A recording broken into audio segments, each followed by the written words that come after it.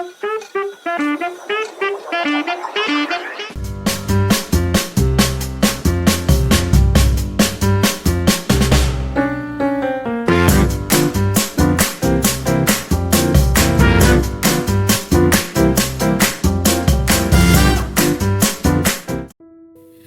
assalamualaikum warahmatullahi wabarakatuh.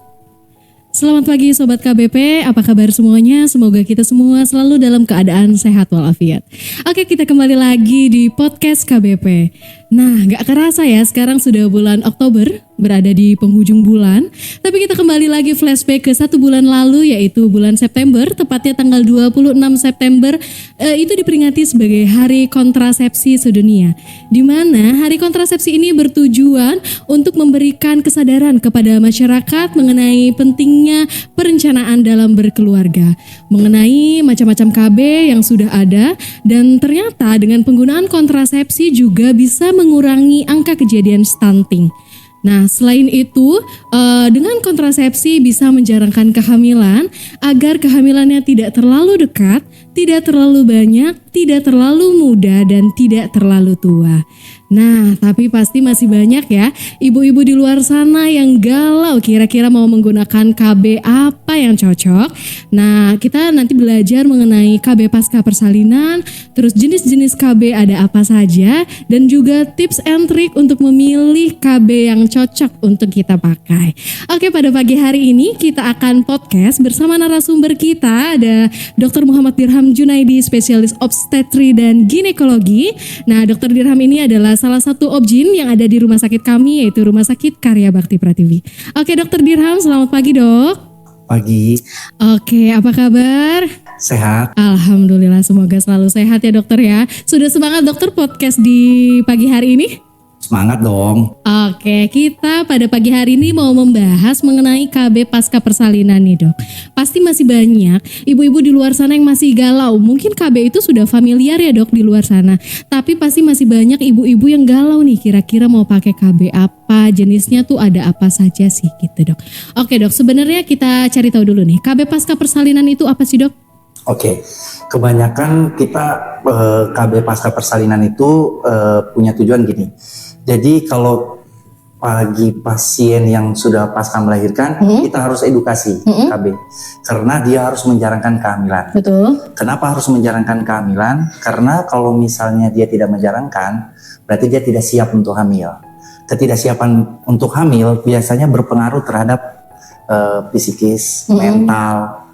Jadi nanti bisa pasiennya kurang nutrisi dengan dia tidak siapnya. Jadi akhirnya bisa stunting.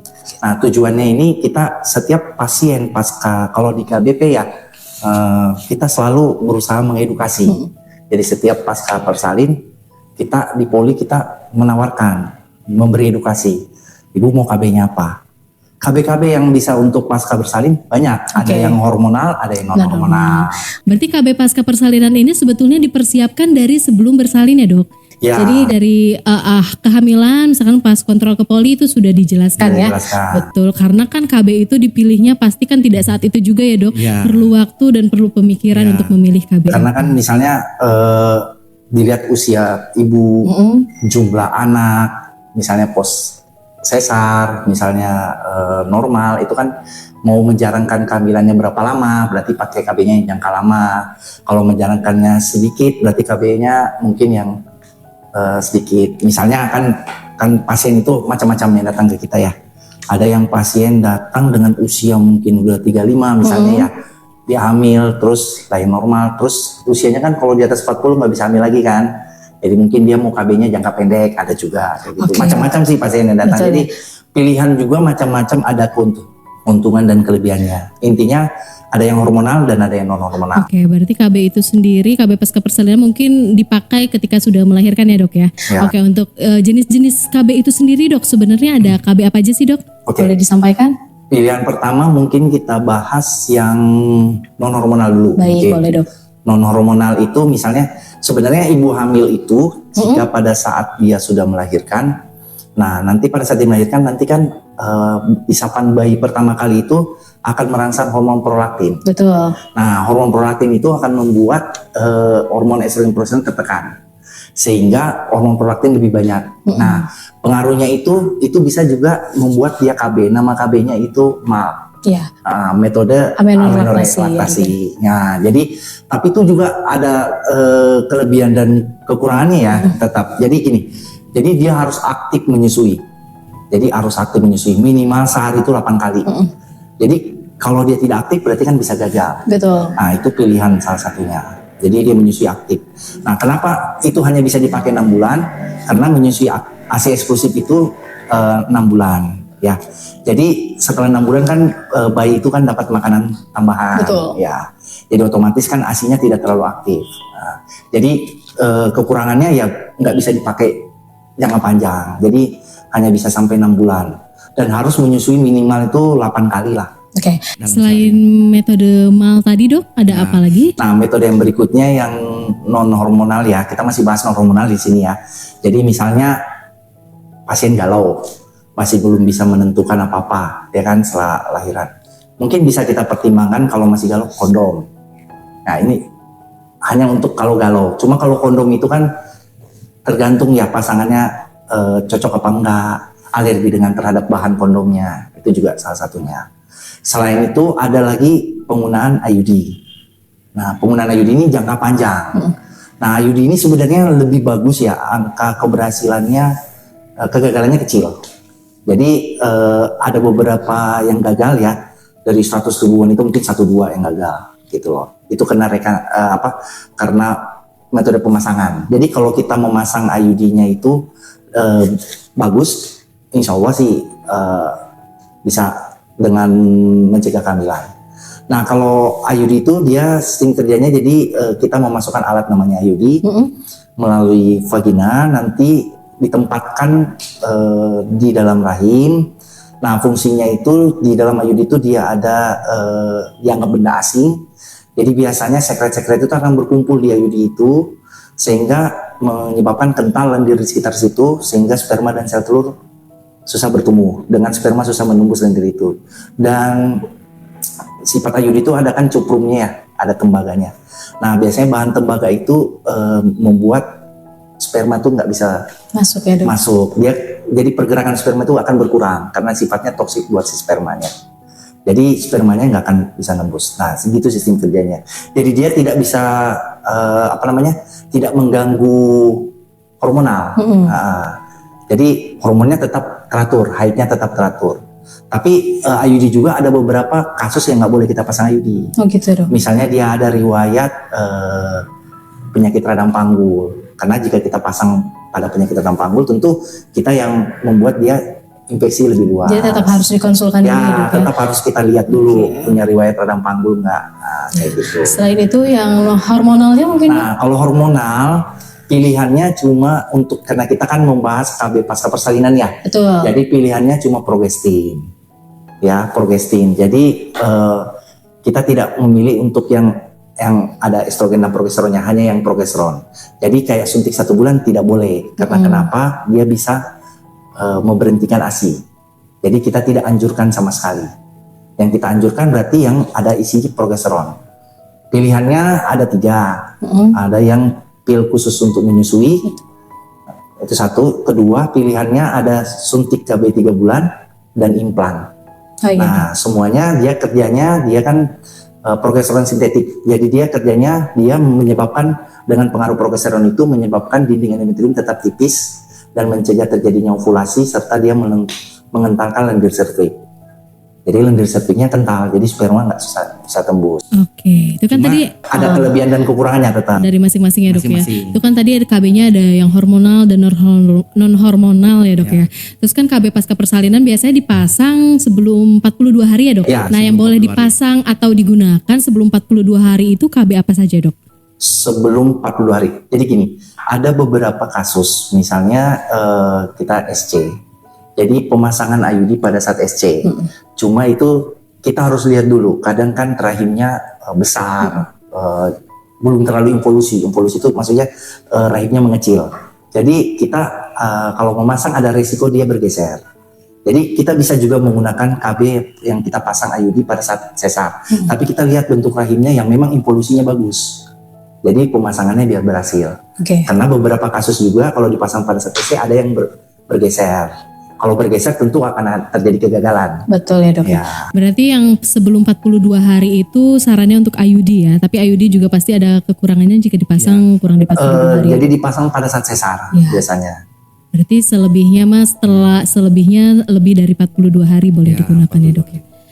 Oke. Jadi sebenarnya satu lagi, kalau dia menyusui aktif ya, kan ya dok. Kita itu kalau mau lahir normal atau sesar di KBP itu kita kan ASI eksklusif. Jadi pada saat bayi lahir langsung menyusui dini. Ya, dok, ya? Jadi dengan menyusui dini sebenarnya tinggal dia rangsangan ASINya nanti tambah banyak kan dengan isapan bayinya, otomatis itu kan dia tetap KB. Betul. Jadi itu sudah berlangsung. Jadi itulah pentingnya menyusui dini. Karena dengan menyusui dini itu KB yang teknik metode amenorelaktasi terjadi.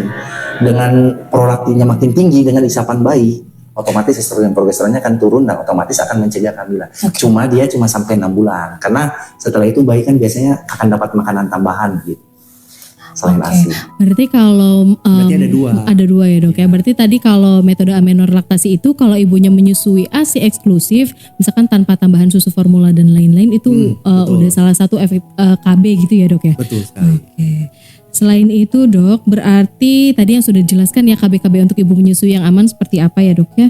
Terus biasanya itu ada perbedaan gak sih dok untuk ibu yang lahir normal atau sesar, jenis-jenis KB-nya gitu dok? Khusus misalkan KB ini hanya untuk ibu yang normal atau khusus ibu yang lahiran sesar saja gitu dok? Sebenarnya nggak ada. Jadi KB itu gimana pasangan itu memilih, pasangan suami istri itu memilih, bisa dari kenyamanan, tapi dia harus mempertimbangkan umur, jumlah anak dan segala macam. Oh ya, satu lagi, ini kelewat kita tadi ini. Ada satu lagi, kalau misalnya dia jumlah anak cukup, kita bisa mempertimbangkan tubektomi. Oh iya. Ya, jadi misalnya nih ada pasien, kan ada pasien nih, anak udah 5, bekas sesar udah 3, terus usia juga udah mendekati 40, misalnya 38 atau 39, ada kan kasus gitu. Terus datang, karena dia bekas sesar, tentu disesar. Nah, karena dia udah bekas sesar 2 kali yang lebih 3 kali. Jadi kita sesar, nah kita edukasi, Bu, Ibu anak udah cukup, udah bekas sesar 3 kali, resiko. Nah, ada pilihan kalau Ibu mau, tubektomi. Jadi tubektomi itu dimana kita harus menutup saluran telurnya, gitu. Menutup saluran telurnya bisa macam-macam juga ya. Ada yang diikat, ada yang pakai cincin, ada yang diikat dan dipotong. Ya itu namanya tubektomi. Oke dok, itu kan berarti untuk wanita ya dok. Tapi sebenarnya kalau untuk pria ada juga nggak dok jenis KB untuk pria? Ini pertanyaannya bagus juga ya. Kalau untuk pria ada namanya vasektomi. Jadi dia menutup saluran vas deferensnya. Jadi biasanya kalau di kita di urologi nanti nanti ditutup terus supaya spermanya nggak keluar. Cuma kerugiannya dia minimal dia nggak boleh berhubungan dulu 3 bulan setelah vasektomi. Karena ditakutkan ada sperma yang beredar di sekitar yang setelah kita tutup tuh masih ada beredar spermanya. Karena pernah ada kasus datang ke saya hamil usia 40-an lah. Jadi dia bilang saya udah vasektomi sebulan yang lalu. Ternyata dia hamil. Jadi memang kalau setelah vasektomi itu harus tidak berhubungan dulu ya selama 3 bulan. Cuma kalau di Indonesia vasektomi kayaknya jarang sepertinya dok.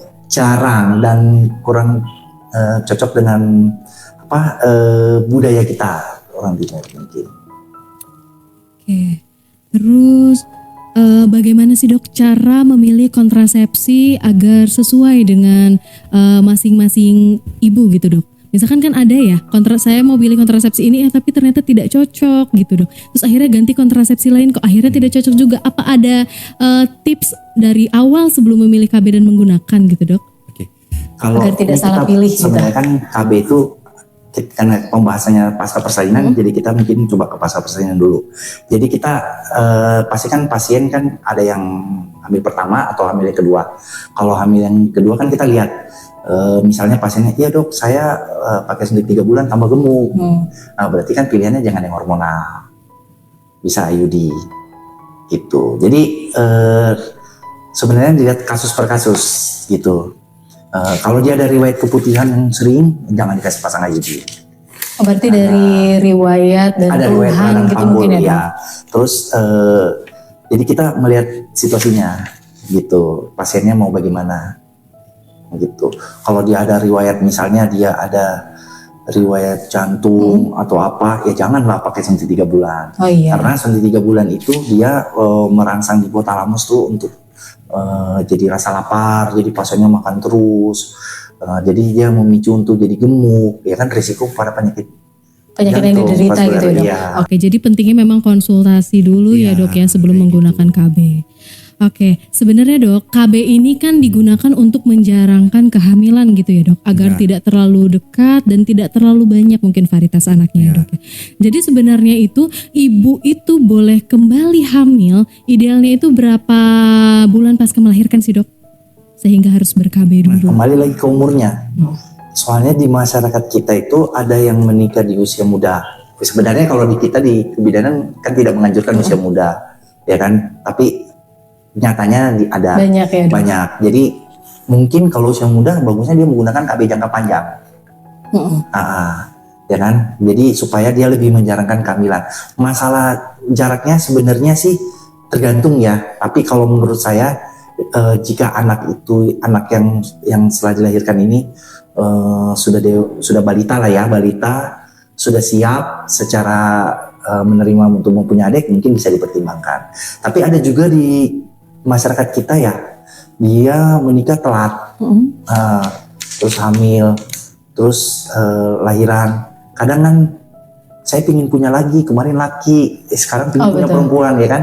Nah kadang kita berusaha untuk menjalankan minimal 2 tahun sih bagusnya, 2 tahun. Tapi lebih dari 2 tahun itu lebih bagus menurut saya, karena dimana si anak yang udah lahir itu udah lebih siap menerima adik gitu. Selain itu psikis dan mentalnya juga mungkin ya dok, sudah siap. Kesiapan ibunya, orang tua betul. Karena berpengaruh banget kalau ibunya nggak siap, banyak hal yang mungkin. Jadi ibunya mungkin nggak siap, malas makan, jadi kayak menolak gitu. Jadi akhirnya mungkin jadi perkembangan bayinya jadi kurang bagus. Jadi perlunya memang menjarangkan kehamilan.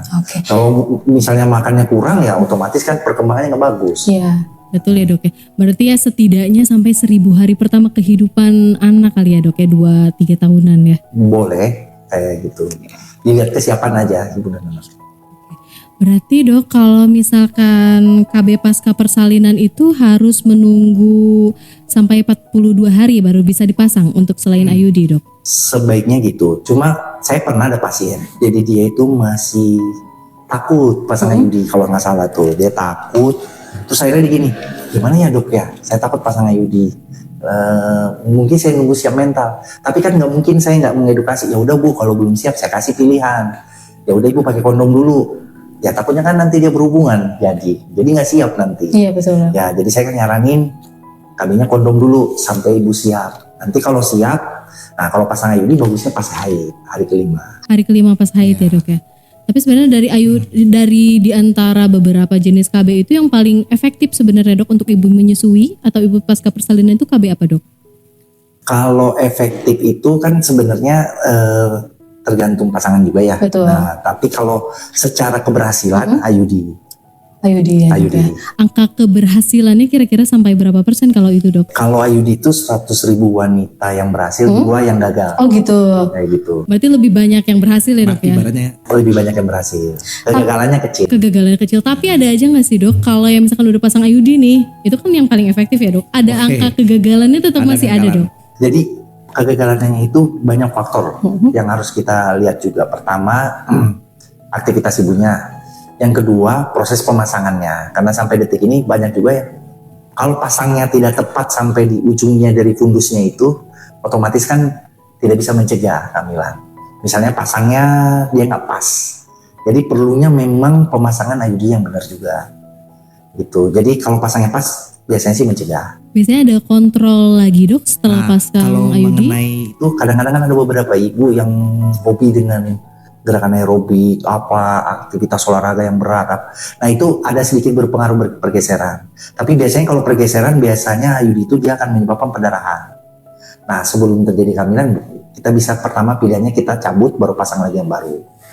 kayak gitu. Jadi pasti ada tanda-tandanya kalau dia berubah dan kita biasanya USG. Nah itu juga betul pertanyaannya tadi. Perlunya untuk kontrol ya. Jadi 6 bulan sekali atau setahun sekali kita perlu lihat posisi IUD dengan USG. Oke. Kalau IUD itu sendiri biasanya jangka waktunya berapa lama dok?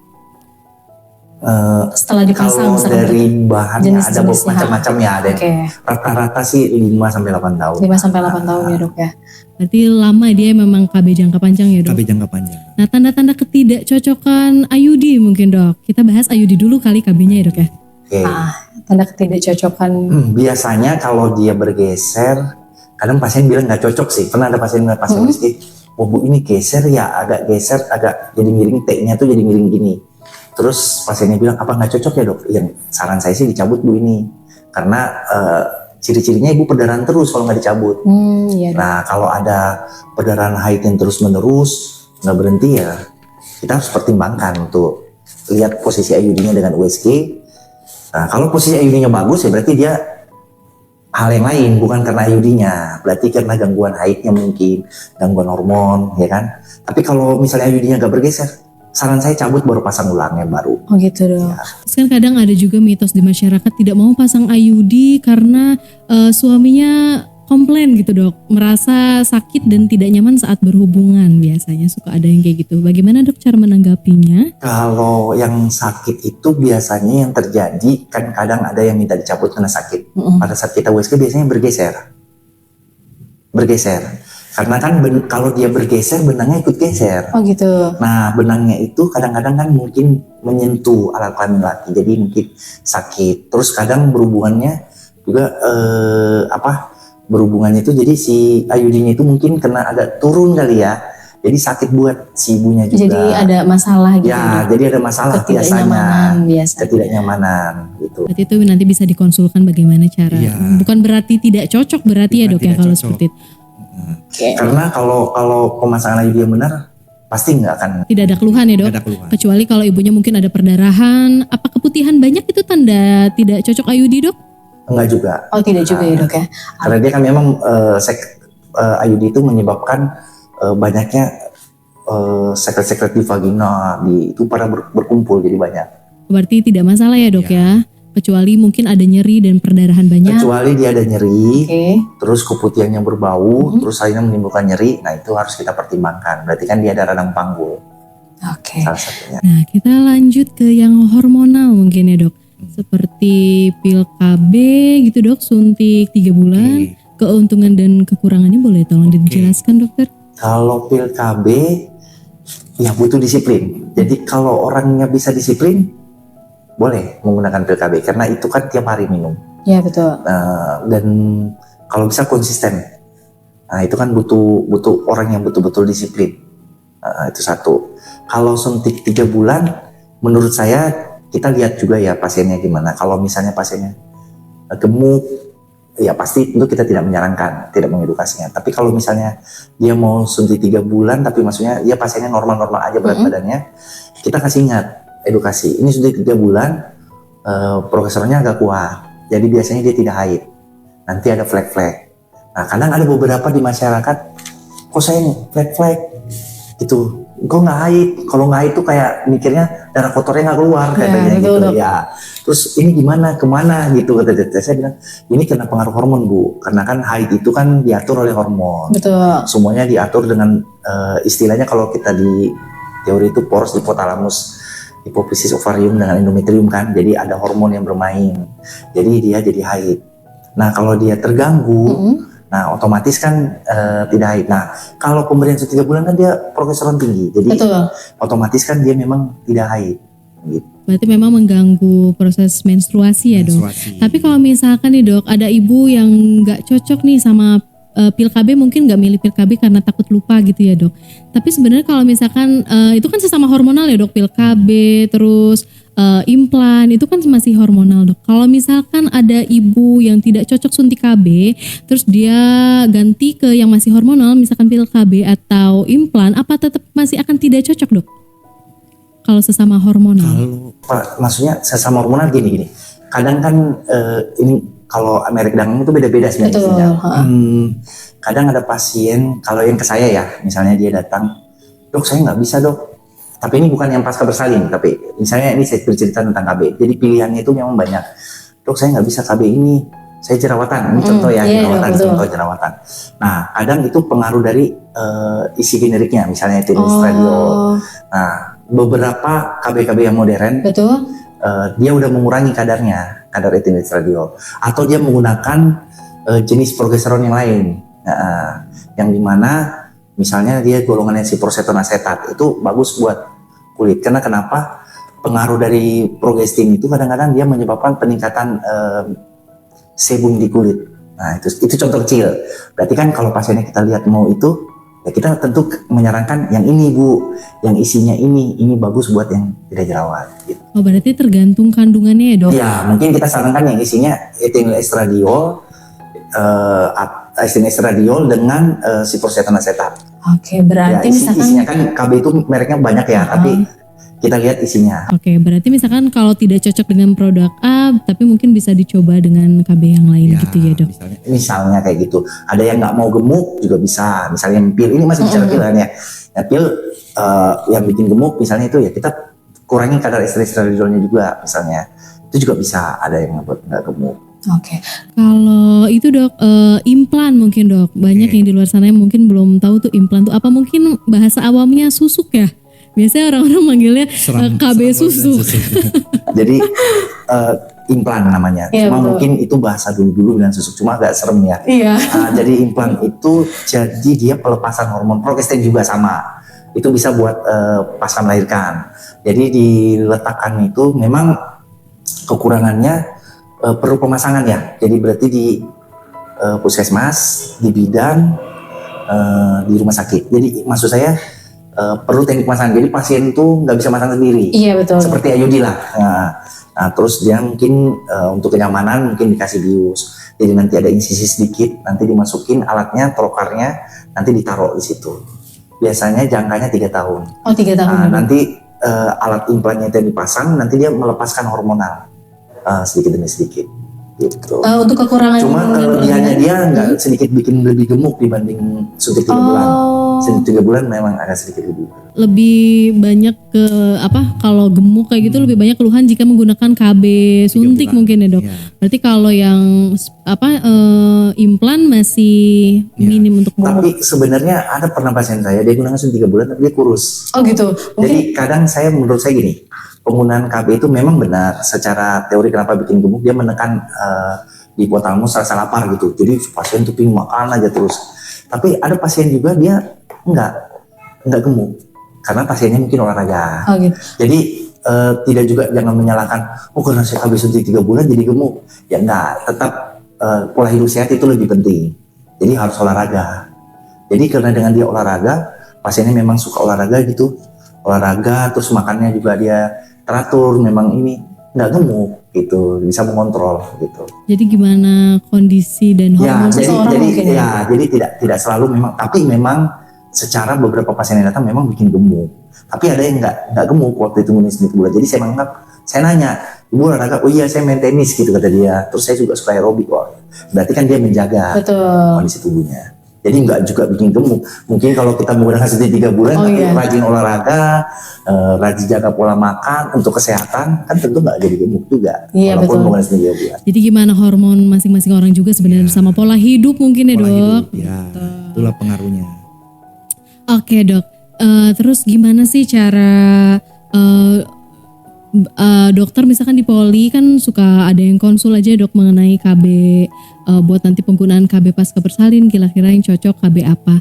Terus bagaimana menurut dokter peran suami dalam mendukung keputusan kontrasepsi pasca persalinan ini dok? Selama kita praktek, dan saya yakin tempat praktek yang lain juga sama sih, rata-rata suami mungkin di era sekarang udah pada ngerti sih, pada paham mereka untuk KB karena harus menjalankan kehamilan gitu, melihat kesiapan ibu, kesiapan bayi, kan harus mengurus juga bayi yang baru lahir. Jadi suami rata-rata sih mendukung sih kalau saya lihat, sepanjang di poli itu mendukung, karena mungkin di era sekarang era digital ya, mungkin Media sosial banyak yang mendidik seperti yang kita lakukan sekarang kan, kita berusaha untuk mengedukasi walaupun ini suatu bahan yang udah sering ya. Iya betul dok. Tapi kita tetap mengingatkan kepada masyarakat terutama sobat KBP supaya untuk tetap KB ya, bisa di bidan, puskesmas dan di rumah sakit KBP. Oke. Terus karena kan selain itu dok masih banyak mungkin mitos-mitos yang masih beredar gitu di masyarakat. Kayak kalau KB nanti susah punya anak lagi gitu. Gimana dok cara mengedukasi? Oke. Jadi gini, kalau KB, jadi gini, misalnya kita menggunakan IUD, kita cabut IUD-nya langsung hamil, karena tidak ada yang menghambat, tidak ada yang mencegah kehamilan, itu satu. Terus misalnya suntik KB 3 bulan, memang kalau suntik KB 3 bulan hormonalnya progesteronnya agak kuat, biasanya butuh waktu Butuh waktu untuk ya, balik ke suburan. Untuk balik ke suburan itu karena kan dia amenorrea. Jadi balik ke suburan normal kembali, ada haidnya, kembali siklus haidnya baru hamil, itu butuh waktu 3-6 bulan.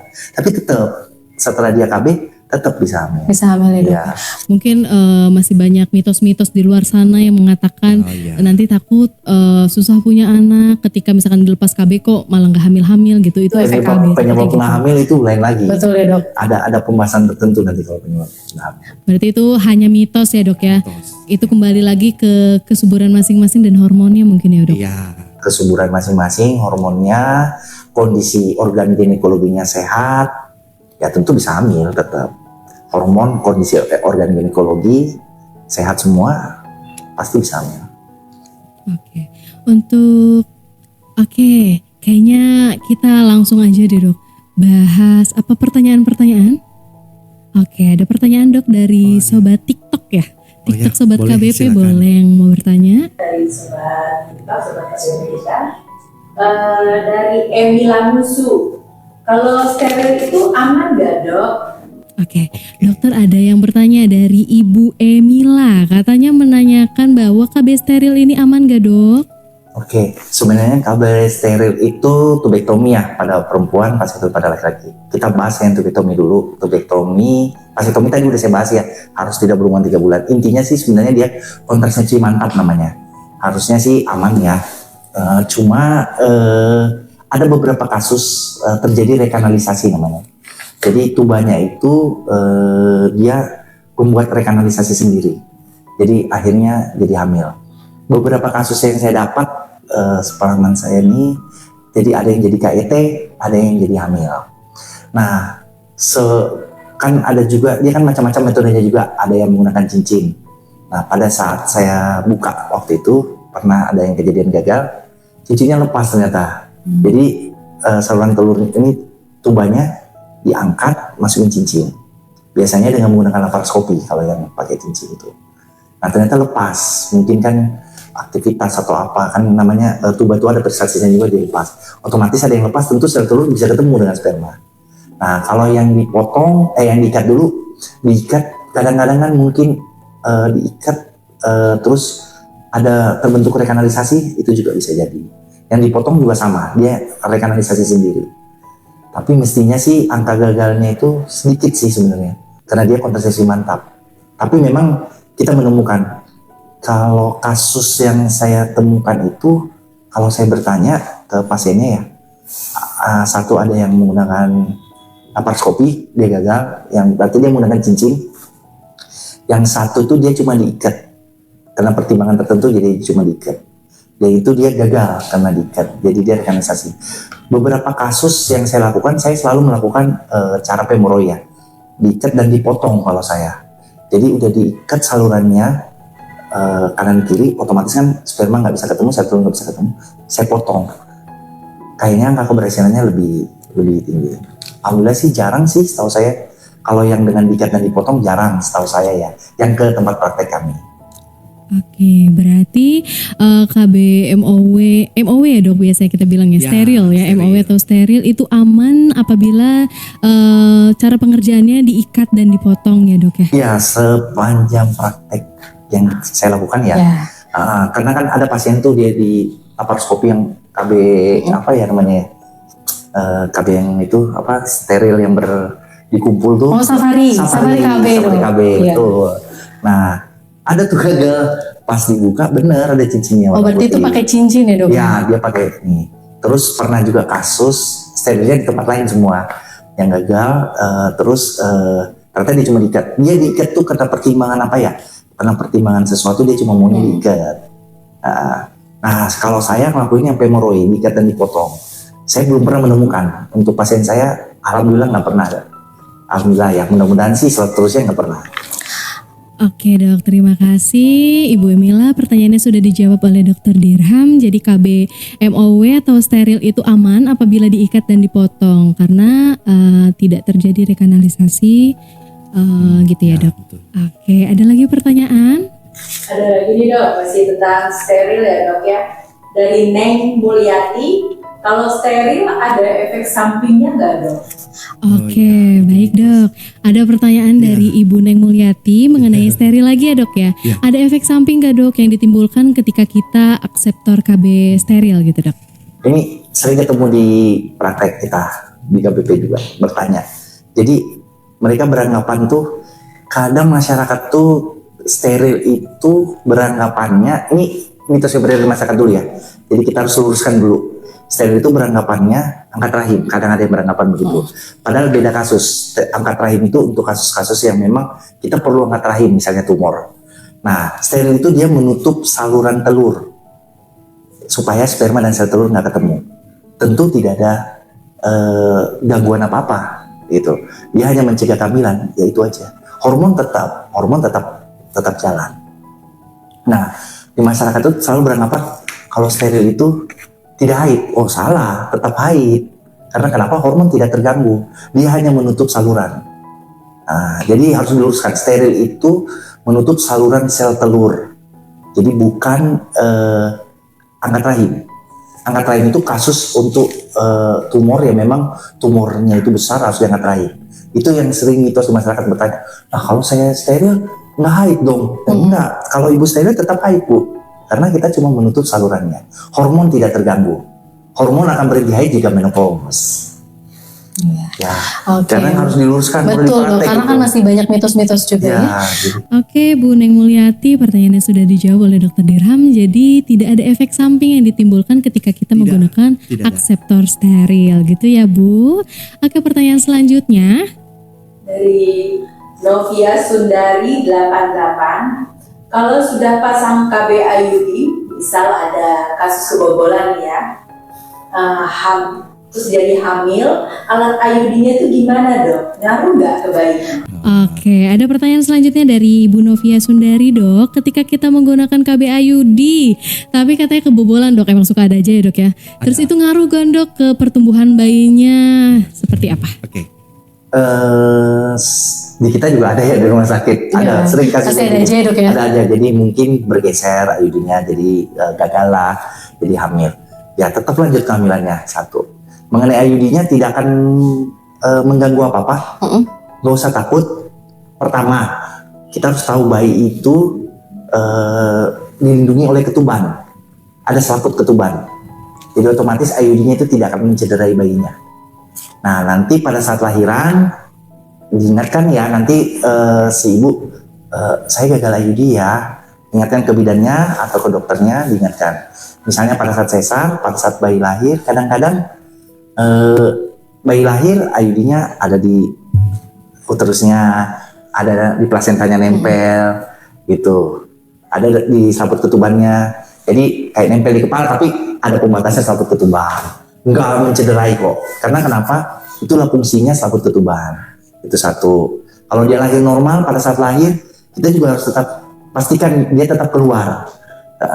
Sesar juga sama kan. Kalau sesar kan lebih mudah ya. Betul. Karena kita buka perut langsung tinggal kita pasti lihat kan keluar. Oh itu IUD-nya. Kalau lahir normal kan kadang-kadang dia keluar pecah ketuban. Kadang-kadang dia masih di plasenta. Tapi paling sering itu rata-rata di plasenta kok dia nempelnya. Oke, Sering kita nemuin. Tapi aman kok buat bayi. aman ya Jadi dok ya. tetap hamilnya lanjut dan saya sarankan jangan sekali-sekali IUD-nya di-off atau dicabut karena berisiko untuk terjadinya keguguran kalau dicabut. Jadi sebaiknya kalau dia gagal IUD dan hamil, lanjut saja kehamilannya, jaga kehamilannya lebih sehat, buat hamilnya lebih sehat, tetap lanjut sampai dia cukup bulan. Nanti gampang IUD-nya nanti keluar juga kok. aman juga, tidak akan mengganggu bayi karena bayi itu akan dilindungi oleh selaput ketuban. Oke, Ibu Novia Sundari, pertanyaannya sudah dijawab oleh Dokter Dirham. Jadi walaupun pengguna akseptor KB IUD ketika ada kegagalan dan ibu hamil itu tidak akan berpengaruh terhadap pertumbuhan bayinya. Jadi tetap aman asal nanti pas mau lahiran boleh dikonsultasikan dengan tenaga kesehatannya bahwa ibu hamil dengan menggunakan IUD. Gitu ya Dok ya? Oke, ada pertanyaan selanjutnya. Dok, kontrasepsi yang cocok untuk yang pernah operasi kepala apa ya dok?